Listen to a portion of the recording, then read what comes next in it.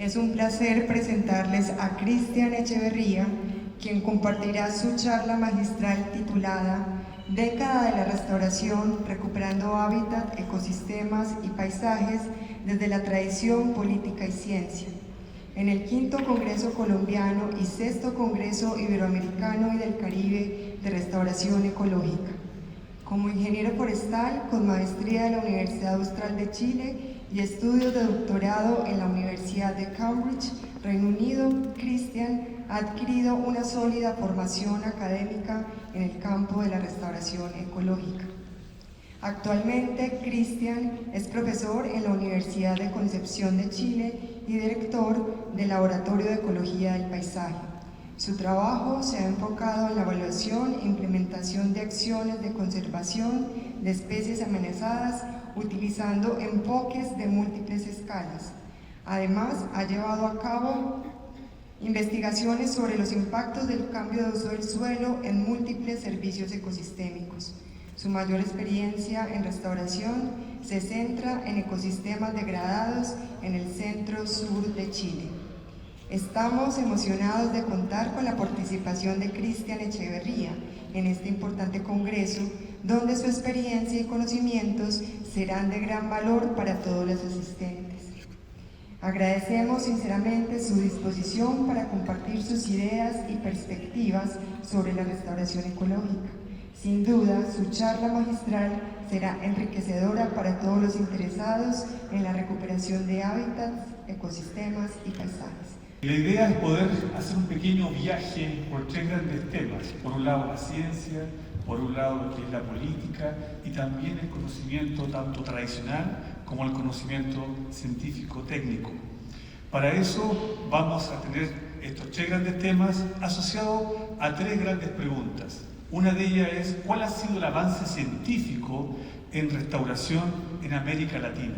La segunda pregunta, ¿cómo hemos o cuánto hemos avanzado en desarrollo de políticas en restauración en América Latina? Y la última, ¿cuáles son los impactos del uso combinado del conocimiento tradicional, conocimiento local y el conocimiento científico, técnico en la restauración de ecosistemas y de paisajes? Con respecto a la primera pregunta, básicamente en términos científicos ha habido una evolución en el número de publicaciones en América Latina. Eso es algo bastante claro y evidente, que a partir de básicamente del año 2004-2005 comienza un crecimiento sostenido en publicaciones científicas en Web of Science en países de América Latina. El año 2010 ocurre un momento importante en el número de publicaciones con un aumento incremental cada año hasta básicamente el año 2021, donde después en 2022 ocurre un descenso. Sin embargo, esto no nos muestra claramente cómo ha evolucionado el campo científico. Mediante análisis cienciométricos les voy a explicar cómo ha evolucionado previo al 2010 y posterior al 2010 el campo científico de restauración en América Latina. En general, la red de conocimiento se hace mediante la estructura de redes. Generalmente cuando comienza un campo científico, comienza bastante redondo. Y a medida que avanza, este campo científico tiende a alargarse para ir formando tópicos de investigación.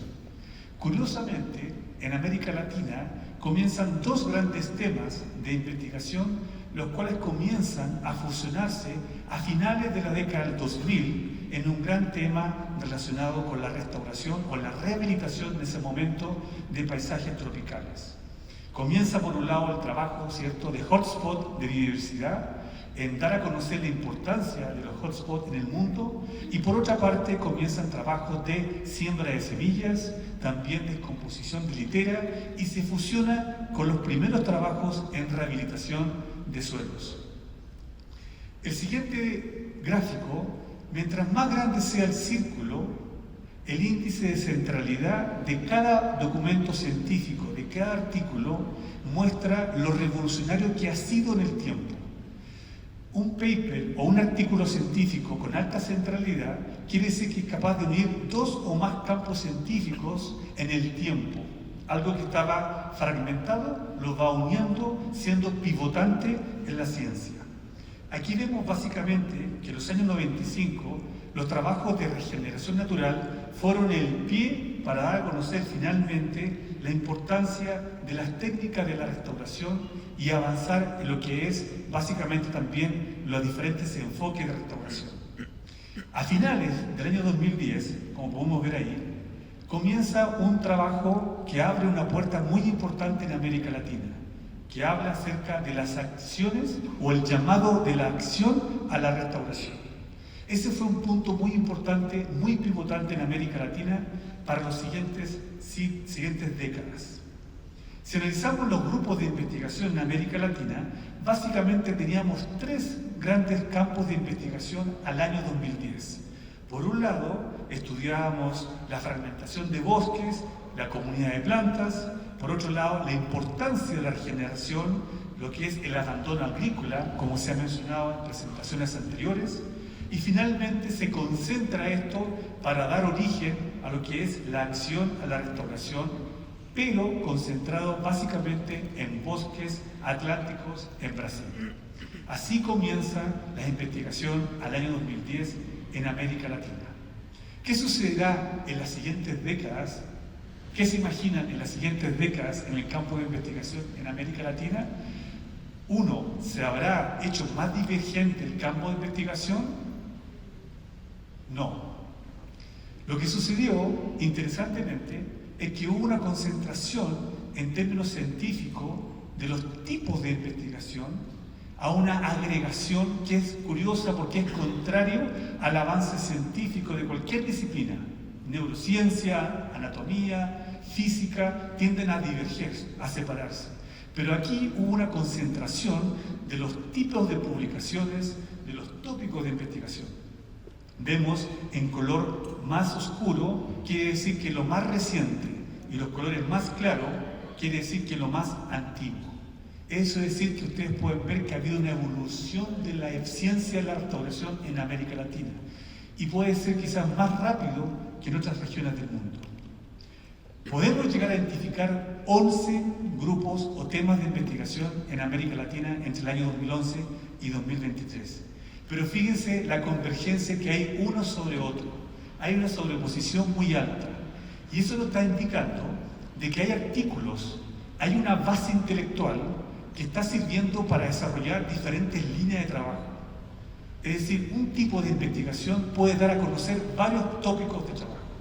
Por ejemplo, acá tenemos un tópico vinculado a lo que es la regeneración natural y los bosques secundarios, que es el tópico que reúne mayor cantidad de publicaciones en América Latina.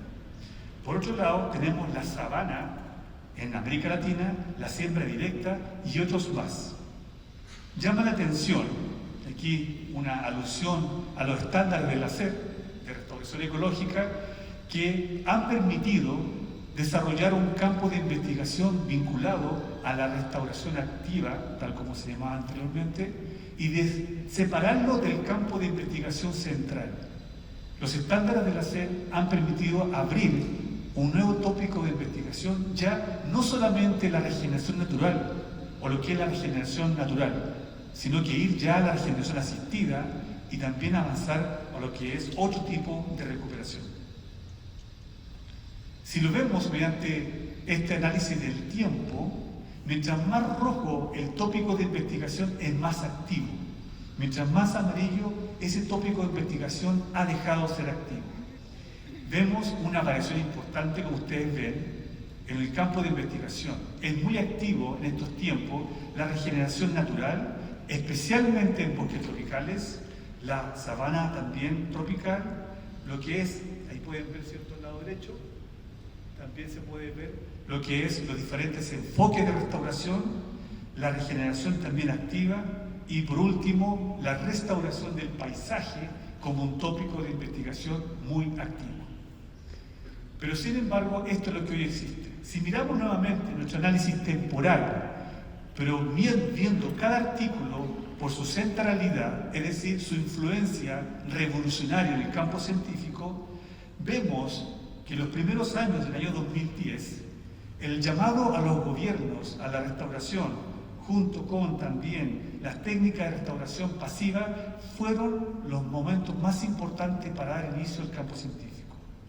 Trabajos también, por ejemplo, de la restauración del paisaje tropical por parte del año 2005 fue un tema revolucionario para abrir el campo de investigación en América Latina.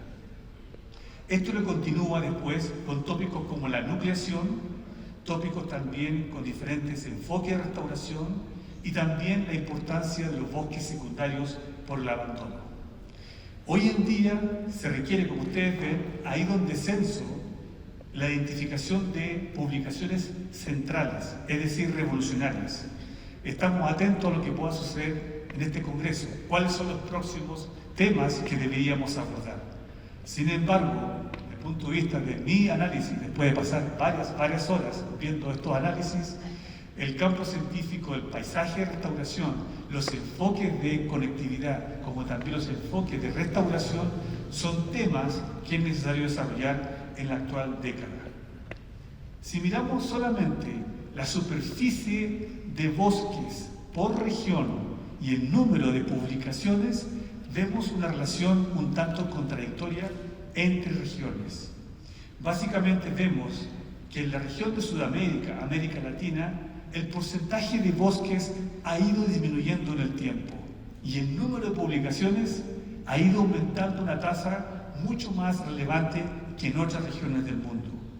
En África, los bosques han ido desapareciendo y el número de publicaciones de desarrollo científico no ha tenido la misma evolución. No así en Asia, donde la superficie de bosque ha ido aumentando, como también, en cierta forma, el número de publicaciones. Pero aquí, en América Latina, tenemos realmente una necesidad grande. Estamos trabajando duramente en desarrollar el campo científico, pero al mismo tiempo vemos que los bosques nativos, nuestros bosques en América Latina, han ido disminuyendo lamentablemente. Pasando a otro tema, ¿cómo hemos avanzado en el desarrollo de políticas de restauración? ¿Cómo hemos conectado este desarrollo científico con el desarrollo de políticas en América Latina?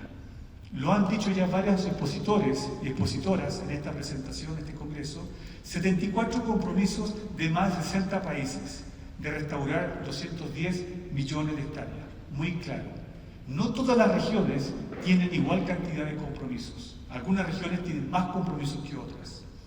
Existen también 50 contribuciones nacionalmente determinadas vinculadas con la restauración del paisaje de manera explícita, vinculados, ¿cierto?, a los compromisos de cambio climático, que equivalen a 57 millones de hectáreas.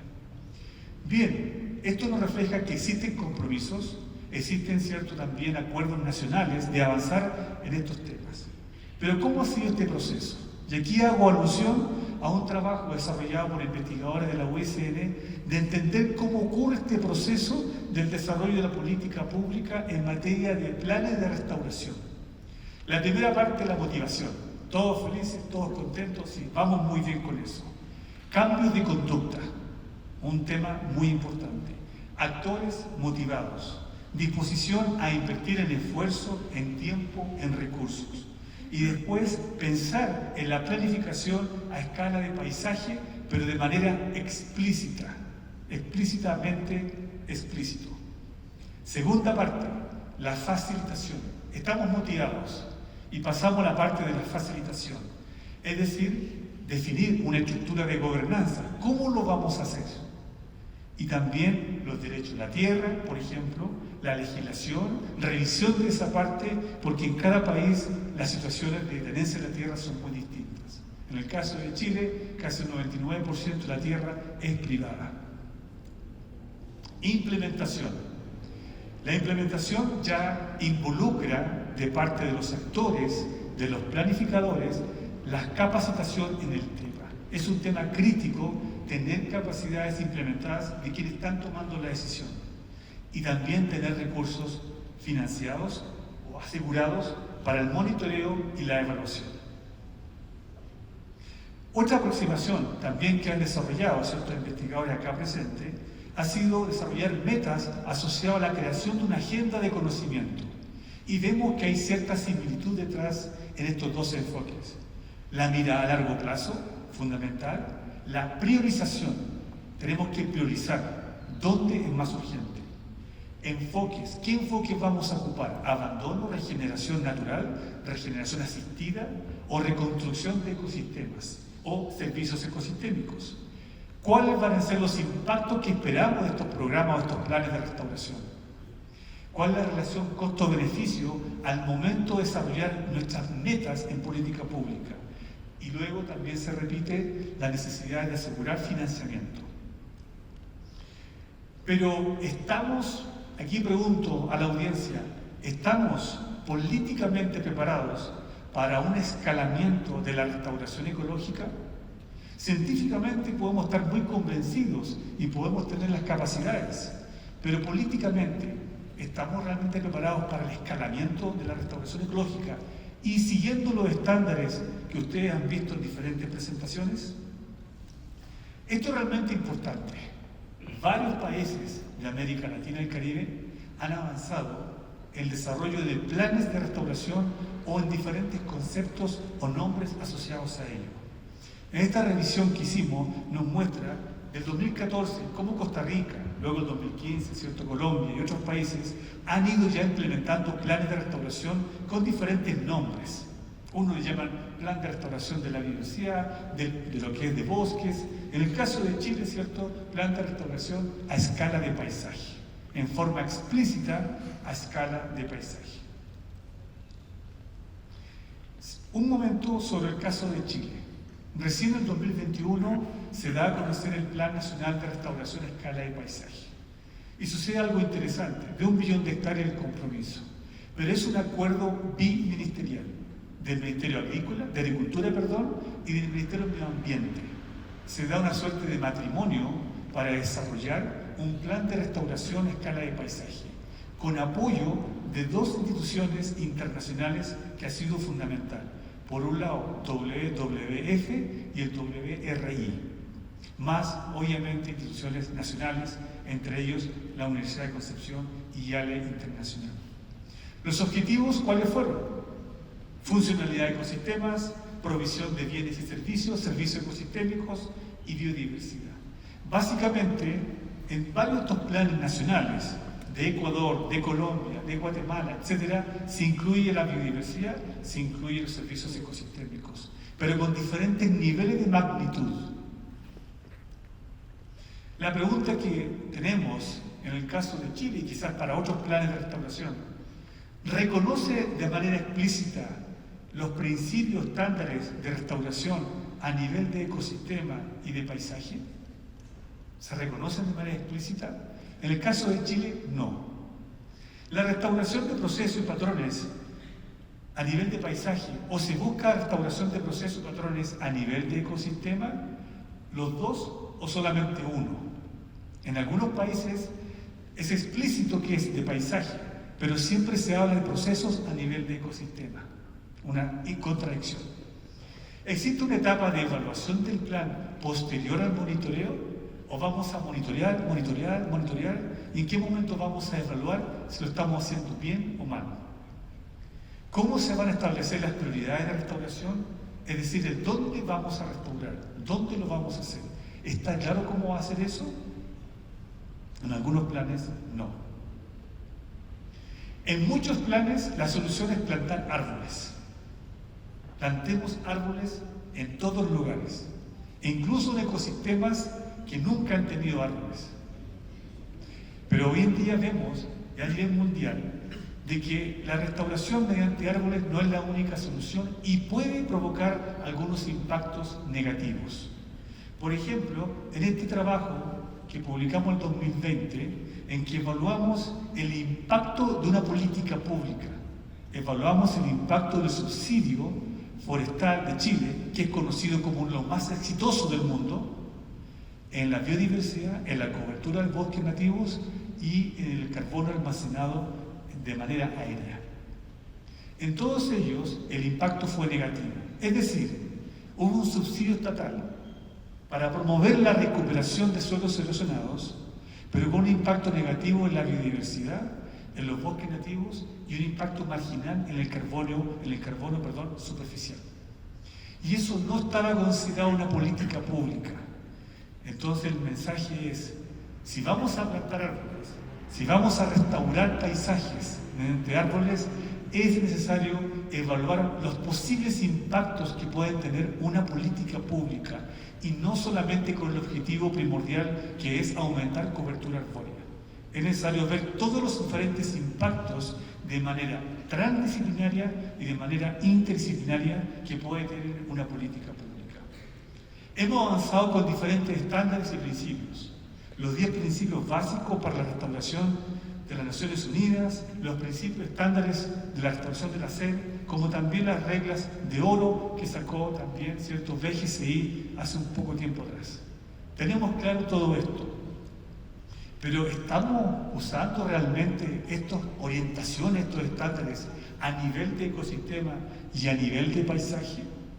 Yo creo que no, lamentablemente no. Es un desafío de conectar la ciencia con la política. Tenemos que muchas veces dejar nuestra zona de confort, ¿cierto? Nuestra zona de confort como investigadores y dar un paso y abordar aspectos de política pública, ir a conversar con quienes toman decisiones para poder, ¿cierto?, seducir positivamente. ¿Cuáles son los impactos que podemos tener ahora? La tercera pregunta, respecto al conocimiento tradicional y científico en la restauración de ecosistemas y paisajes. ¿Qué buscamos recuperar cuando restauramos paisajes? ¿Qué buscamos restaurar en los paisajes? Aquí me permito hacer un pequeño profundización de dos diferentes niveles jerárquicos, uno a nivel de ecosistema y otro a nivel de paisaje, que es fundamental para las siguientes presentaciones.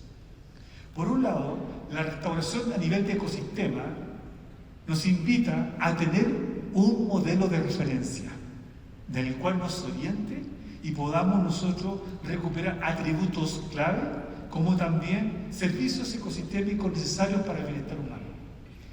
Mediante la recuperación de estos atributos directos, podemos nosotros recuperar otros atributos o propiedades emergentes, como la resiliencia, complejidad estructural, la autoorganización y la integridad ecológica.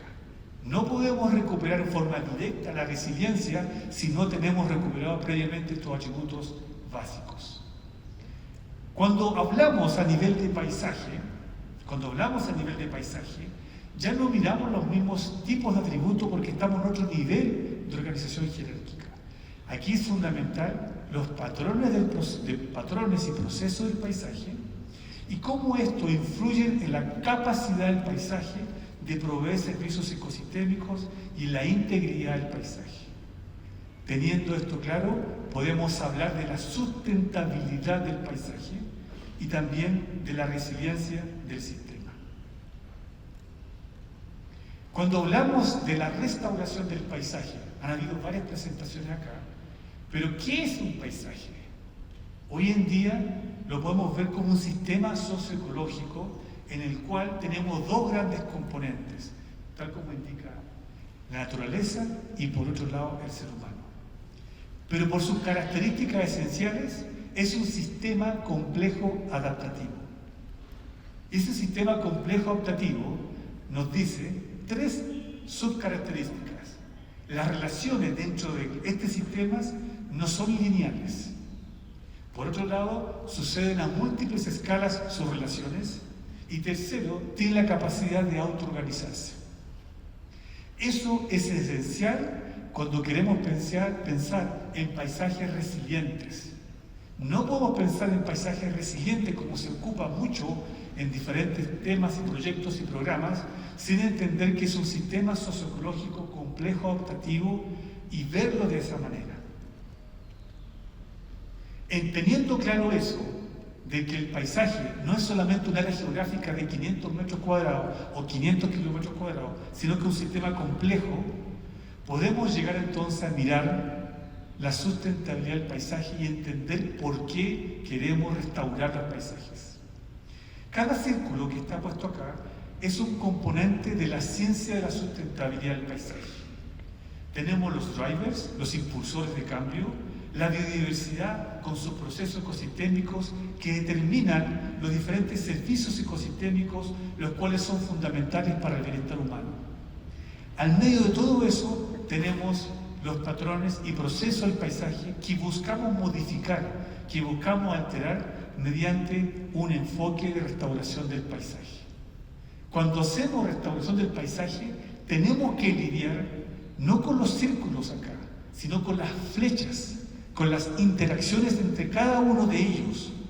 Tenemos que comprender cómo esta interacción entre lo que son los impulsores de cambio, la biodiversidad, los servicios ecosistémicos, el bienestar humano, para diseñar, para planificar y hacer una buena gobernanza de la restauración del paisaje.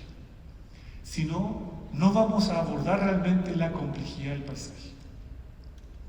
De un punto de vista operativo, la pregunta es: ¿qué restauramos? ¿Cómo priorizamos? ¿Cómo implementamos? Tenemos diferentes metodologías, algunas de ellas, ¿cierto?, hemos trabajado con diferentes investigadores. La primera parte, la evaluación integrada participativa, que es fundamental la participación. La segunda parte, la priorización, que implica ser multicriterio, multisectorial y también multiescala. Y por último, ¿cómo implementamos esto? Hay un diseño, una implementación que implica por un lado instrumentos de planificación territorial, incentivos, programas, factibilidad y la ausencia de los impulsores de cambio. No podemos avanzar en la restauración del paisaje si no atendemos lo más básico: cuáles son los impulsores de degradación, los impulsores de transformación del paisaje. La participación de diferentes tipos de actores, academia, sector público, sector privado, ONG, comunidades locales, es fundamental para la identificación de lo que las personas requieren de sus paisajes y de esa manera poder desarrollar modelos que permitan plantear escenarios. Modelos para poder plantear escenarios. Acá le hago un ejemplo. ¿A qué me refiero la necesidad de poder plantear escenarios? Esta es una parte del país que cubre básicamente cerca de 9 millones de hectáreas del centro-sur de Chile. Esta es la imagen en 1979, cuando era gran parte agrícola, en amarillo, en las zonas agrícolas, en verde los bosques nativos y en café plantaciones de especies exóticas, algunas plantaciones por ahí, por acá.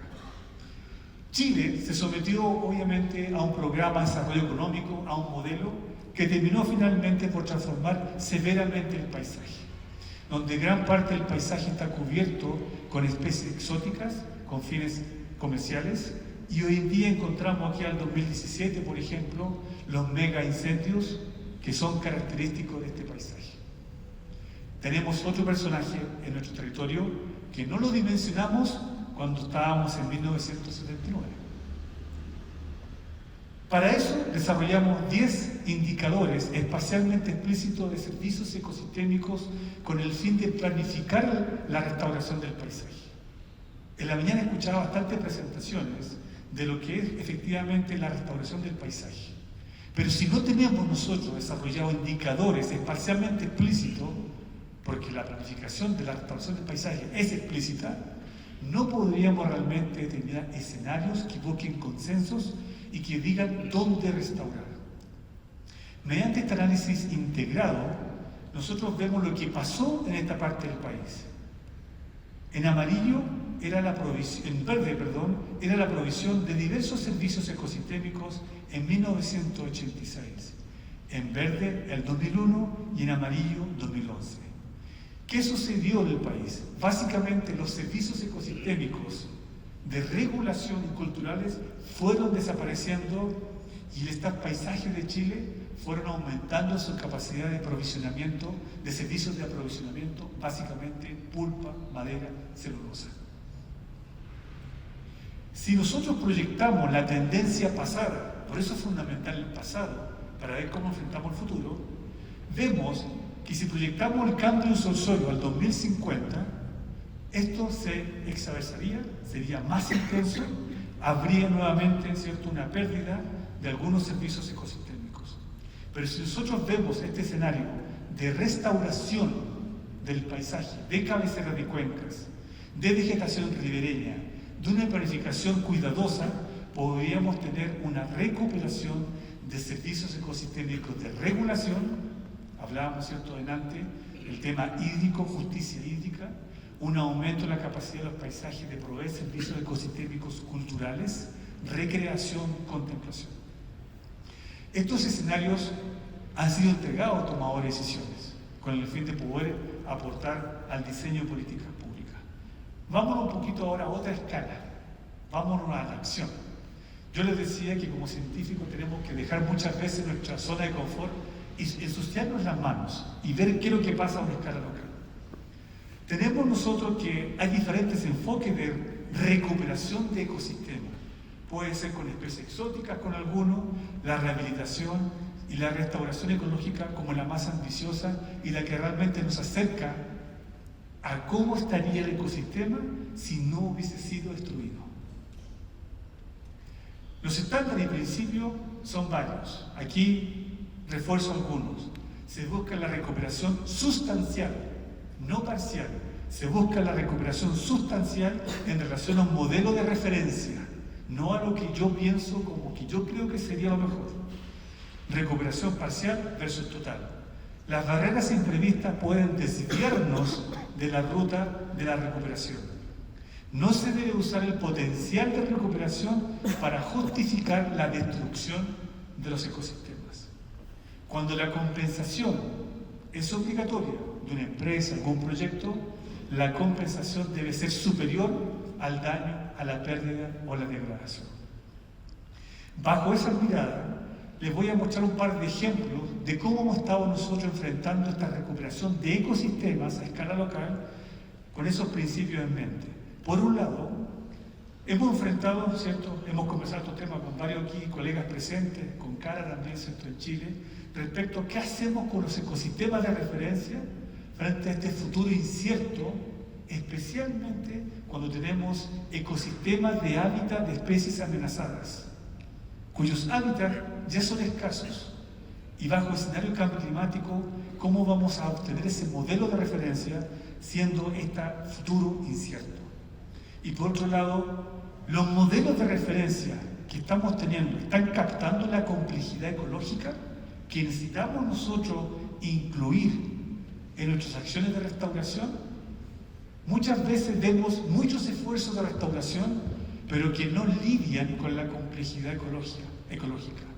Todo el contrario, la simplifican y llaman restauración de ecosistemas.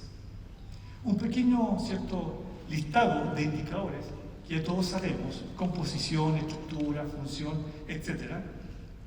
Y cuando hablamos de complejidad ecológica, en este artículo algunos investigadores nos muestran que es necesario abordar la heterogeneidad estructural, las interacciones tróficas y la diversidad funcional, para abordar esta complejidad estructural. Cuando tendemos nosotros a recuperar ecosistemas boscosos, tendemos siempre a hacer instalación de las plantas en forma lineal o usar núcleos como fue en la década del 2009-2010 cuando apareció ese tema.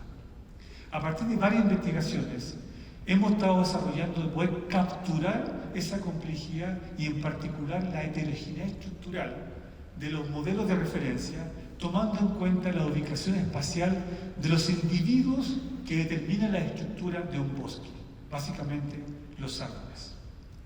A partir de eso, se hace análisis estadístico para poder ver cuál es la distancia de agregación o la distancia en que realmente hay distribución aleatoria de los individuos. Hay ecosistemas en que los árboles dominantes, las especies arbóreas dominantes, se agregan a muy pocas distancias. Hay otros tipos de ecosistemas que requieren grandes distancias para formar clústeres o grupos. Tomando en cuenta esto, desarrollamos entonces un modelo de patrón espacial, el cual genera una plantilla y finalmente la llevamos y la implementamos en terreno. Esto es un trabajo costoso, pero hemos trabajado, ¿cierto?, ahí con Cara, junto con Luis Felipe y otros estudiantes, en desarrollar varios modelos de referencia para varios ecosistemas críticos, con el fin de poder tener esta en carpeta para que el día de mañana, cuando no tengamos esos ecosistemas de referencia, tengamos alguna información que nos permita. Aquí unos ejemplos de cómo implementamos esta heterogeneidad espacial, no replicando lo que el ser humano le gustaría hacer al bajo costo y de manera más simple. sino, ¿cierto?, implementando esto, tomando réplicas con grandes esfuerzos. A partir de diferentes estudios e investigación, acá les voy a explicar algunos de ellos, de diferentes experiencias de restauración que tenemos en 4 regiones de Chile, con varios enfoques, desde restauración ecológica hasta reforestación con especies nativas. Una de ellas es la restauración de plantas amenazadas. Este es realmente un dolor de cabeza. Es realmente un desafío la restauración de hábitat de especies amenazadas. Y en particular, tomo aquí una especie que tiene una distribución muy restringida y tenemos que enfrentar puntos críticos. Por ejemplo, estructuración genética, en que empiezan a formarse grupos genéticos, muy endogámica la población y además baja diversidad genética. Factores determinantes de riesgo de extinción nos muestran que están francamente las poblaciones. Una baja disponibilidad de árboles semilleros y de semillas cíclicas.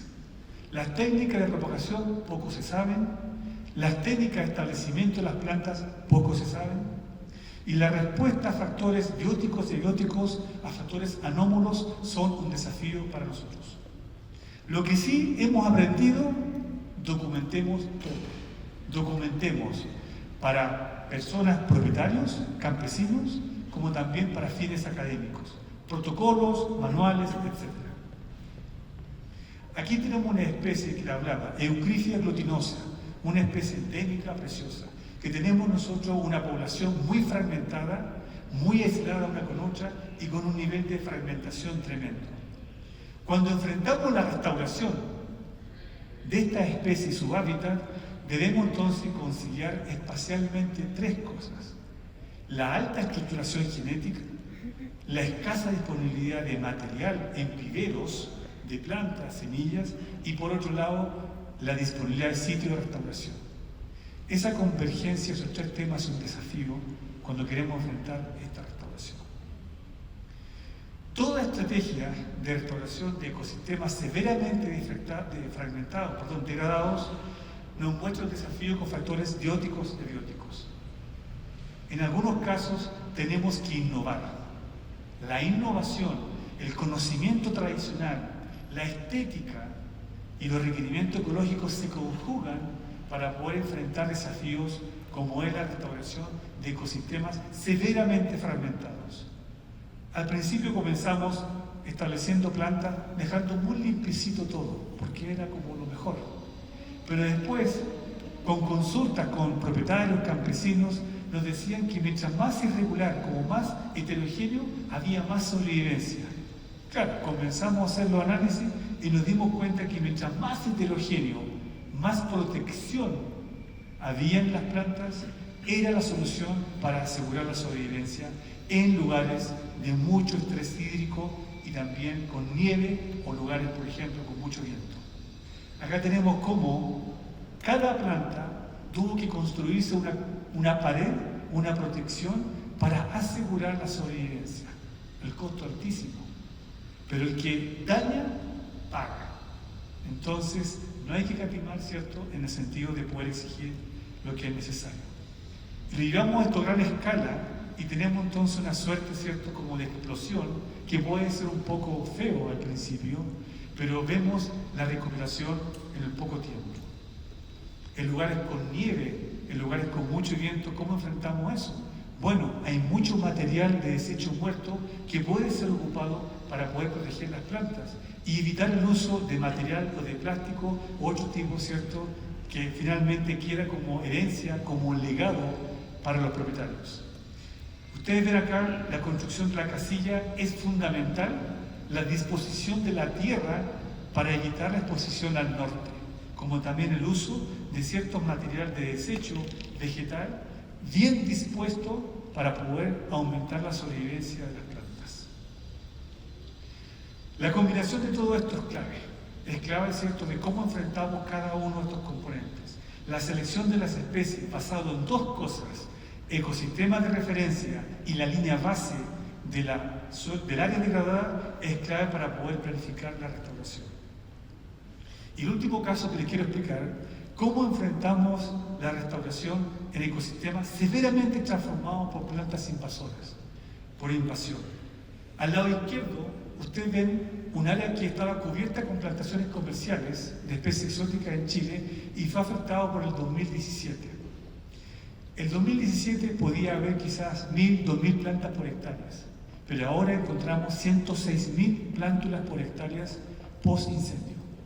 ¿Cómo enfrentamos esa restauración? El costo asociado a eso, en que tenemos básicamente especies amenazadas, como esta, rodeados literalmente de especies invasoras. Otro caso es Acacia melanoxylon, aromo como se llama en Chile, procedente de Australia, una especie extremadamente invasora.